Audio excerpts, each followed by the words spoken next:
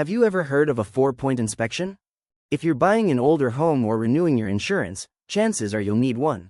A 4-point inspection focuses on just 4 major systems of your home that matter most to insurance companies. It includes the roof, checking the age, material, and condition of the roof, making sure it's protecting your home from leaks and damage. Electrical, we review the wiring, electrical panel, and overall safety of your system to prevent fire hazards.